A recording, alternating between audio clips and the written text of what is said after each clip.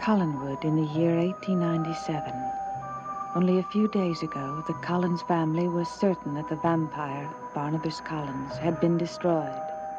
But now a new Barnabas Collins has appeared. And since the body of the vampire has been destroyed, a mystified family is reluctantly ready to believe the story he has told. The infamous Count Petofi, whose mind now inhabits the body of Quentin Collins, is highly suspicious, and he is determined to learn Barnabas' secret and destroy him forever.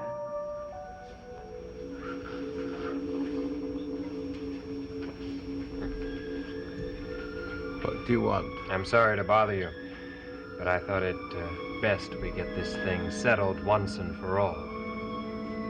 I don't understand. You will, in just one moment.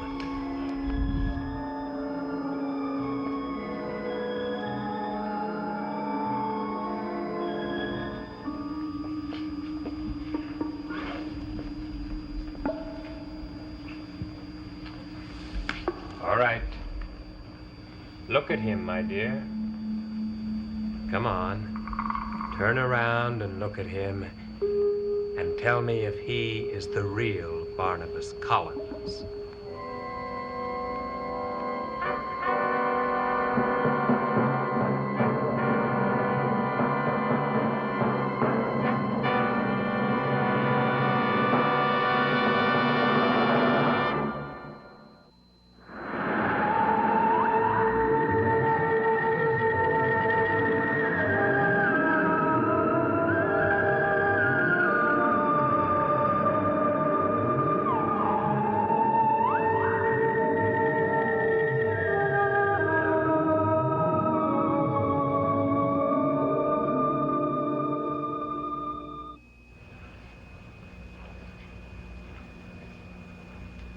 Is this the real Barnabas Collins?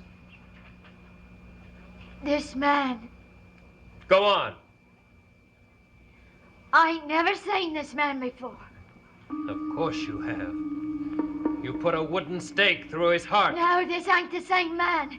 This ain't the vampire. You're saying that out of fear. No! If it was true, I would say so, but it ain't the same one. And that's the truth. Now, can I go? Yes. Go on.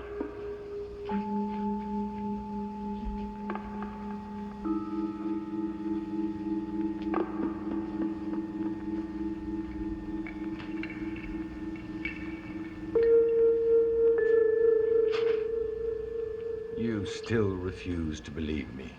My dear man, I am unwilling even to take the slightest risk.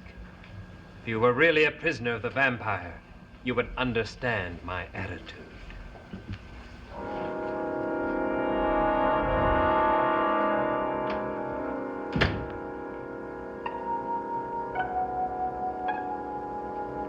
Where is this Barnabas Collins now?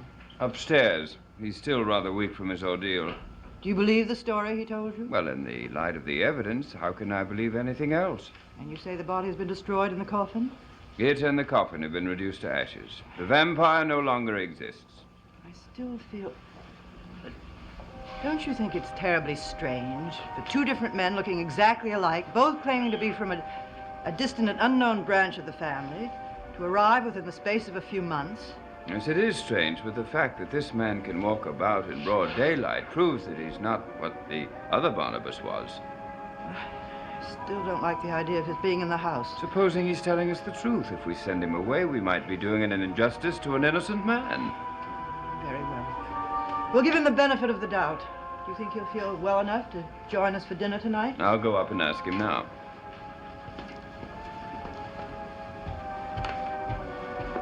Did you have a nice stay in town, Miss Judy? Very pleasant, thank you, Charity. Oh, how lovely. Did you do what I told you to? Come and look.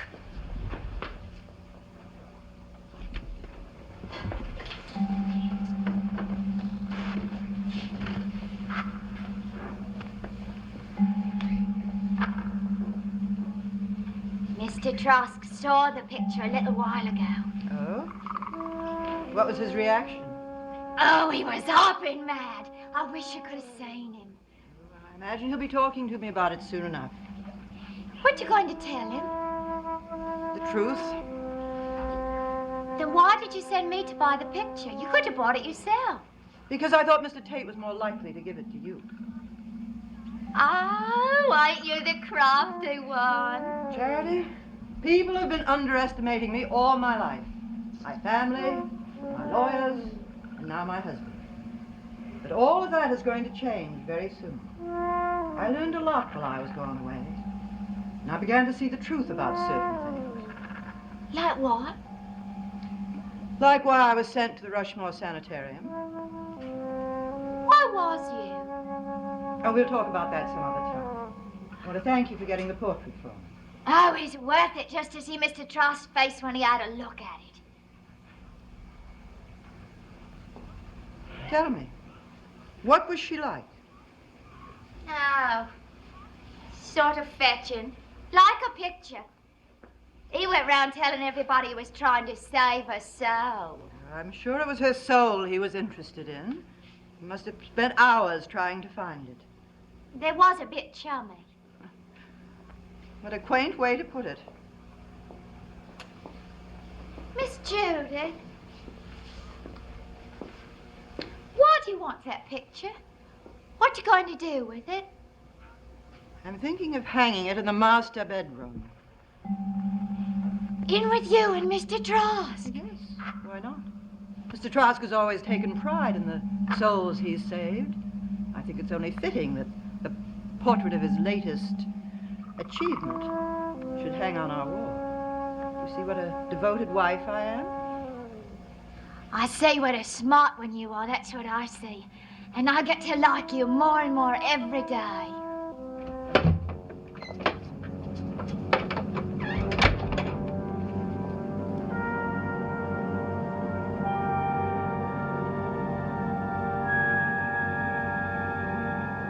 Something's happened in this house. But what is it? Why do I suddenly feel so frightened?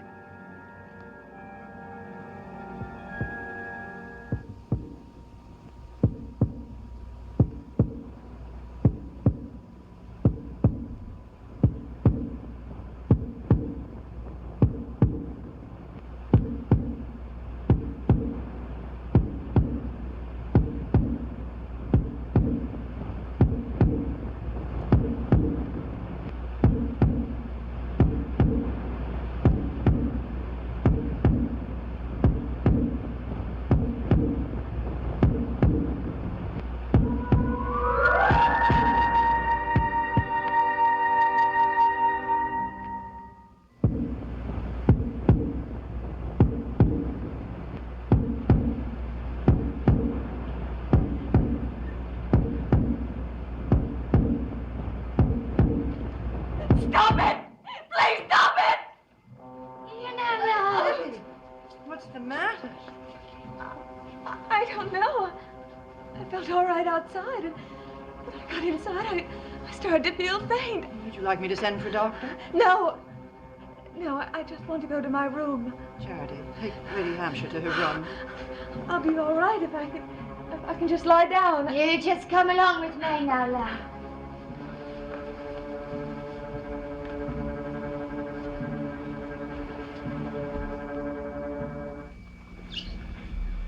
I'm afraid, Barnabas, that there's only one way of finding out the truth. This hand is something you cannot resist. And when I place it on your forehead, you will wake and tell me what I want to know.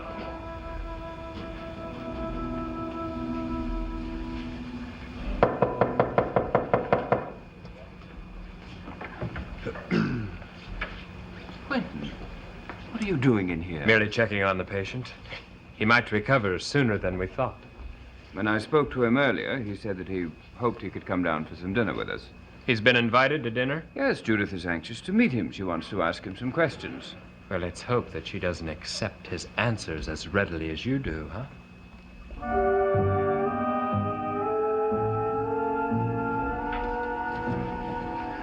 Here we are there.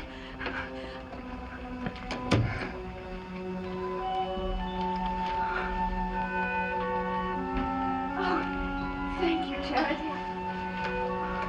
Now, love, why don't you get undressed and get under the covers, and I'll go down and fix you some broth. No, that won't be Now, necessary. you listen to me. I could feel you was trembling when I was helping you up them stairs.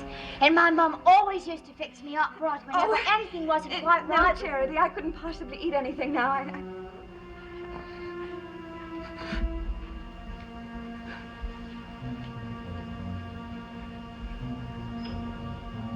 You was frightened when we found you downstairs.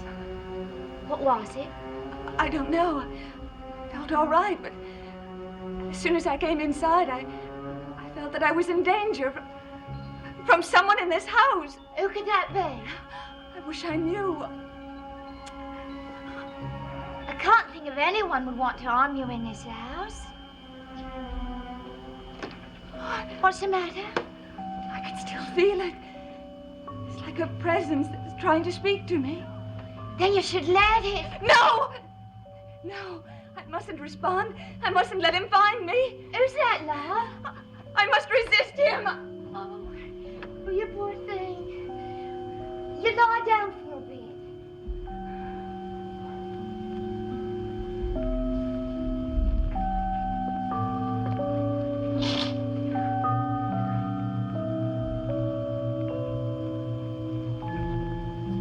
Here now. What's this? Put it down. It's a music box I saw in my vision. Don't open it. Charity, please, just leave the room. I've got to fight him alone. Who are you talking about? Charity, now? please leave the room.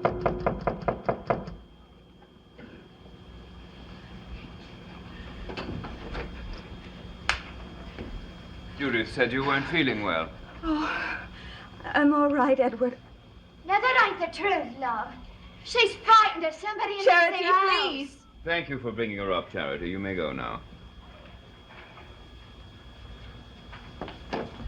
Edward, I've had another one of my attacks. Oh, Kitty. Edward, I'm so afraid. I'm so afraid we're never going to find out how to stop them. Don't say that, Kitty. Don't you understand, Edward? You were right that first time it happened. You said that it was all in my mind. Well, now I'm convinced that it is. I don't believe that anymore. But I do. Kitty, these objects that are haunting you, they're not in your mind, they're real. Edward, I'm so frightened. I feel so helpless. Edward, I don't want to be a burden to you. Edward, I think that I should leave Collinwood before something terrible happens. Oh, Kitty, I beg you not to leave. Edward, what earthly reason could you have for wanting me to remain? A very good reason. What is that? I believe there is a solution for you. One that we haven't discussed before. I believe that the trauma of being widowed so young, of losing someone who was as devoted to you as Gerald was, can only be replaced by the love of someone else. Perhaps it's wrong of me, being Gerald's closest friend, to say this, but I loved you from the moment you came to Collinwood. I'm asking you to marry me, Kitty. I had intended to propose after a proper period of mourning. If, by so doing now, I have offended you, I am deeply sorry. Edward, you have not offended me. Then you will marry me? Yes. Yes, Edward, yes, I will.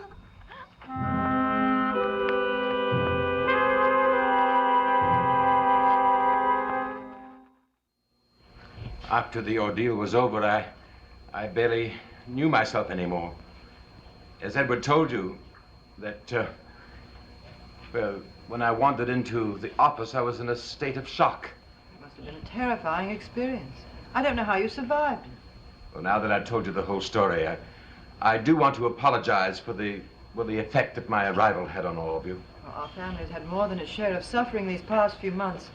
We've learned to be wary of all strangers. That's perfectly understandable. What about your life in England? You've told us almost nothing about it. Well, there's really very little to tell. After my father died, I decided that there was no point in me staying in England, so I came to America to start a new life. Why did you want to start a new life in America? Because the roots of the Collins family were always here in America. And I felt that, well, when someone is left alone in the world, it's only natural to go to where the family is.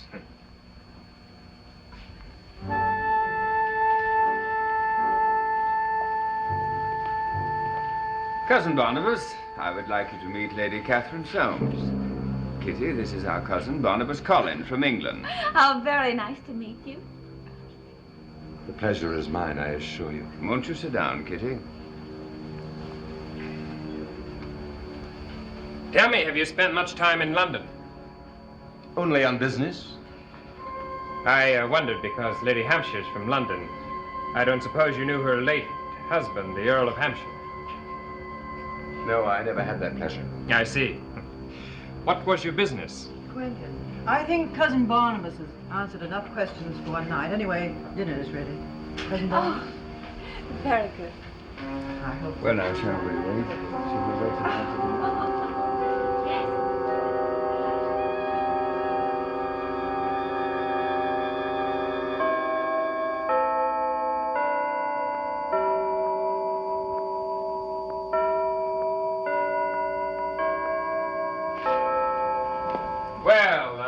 Everyone have some brandy? No brandy this evening, Quentin. I beg your pardon? I trust no one will object to champagne. Oh, well, what, may I ask, is the occasion? I have a very special and important announcement to make. The ladies, Quentin. Certainly. What sort of an announcement, Edward? Oh, you'll hear, my dear. I want us all to have a glass of champagne first. You'll see. There we are. Cousin. Now then. Judith, Quentin, Cousin Barnabas, I'm very proud and happy to announce that Kitty and I are going to be married. Well, you are full of surprises, Edward. Congratulations, Edward. And Kitty. Thank you.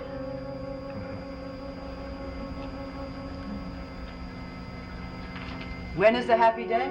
We haven't had time to think about it yet. We only decided tonight. I must confess that Edward surprised me as much as he did you. Cousin Barnabas, you're curiously silent. Oh, I'm sorry. May I offer my congratulations to you, Cousin Edward? Lady Hampshire? I know you'll both be very happy. Thank you, Barnabas.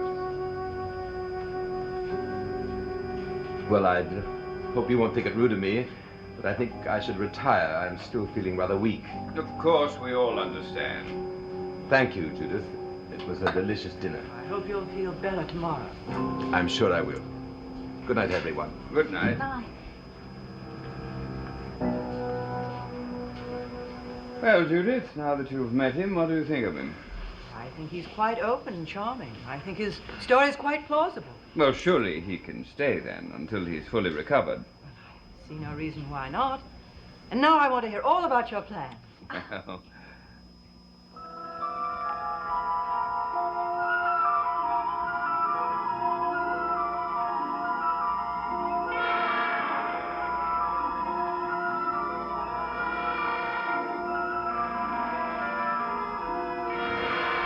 Wherever you are, Josette, you must hear me.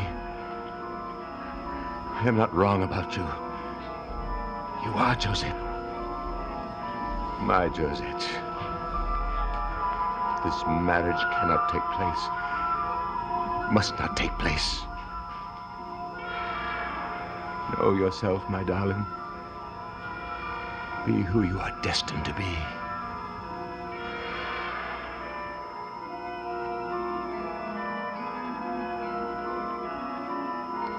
Wherever you are, please leave me alone. I want to leave this room and come to you, but I don't know why. It frightens me. I must not give in to you. I must stay here, and yet...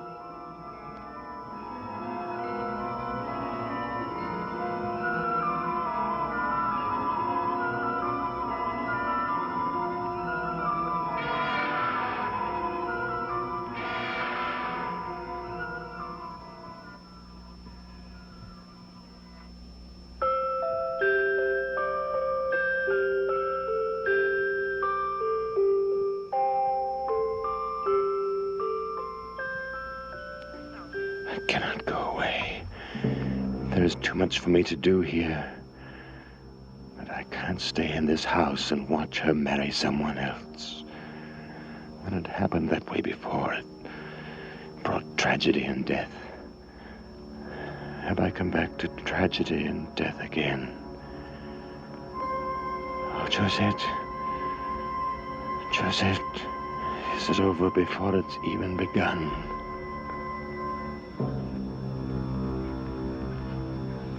I heard your call. I've come.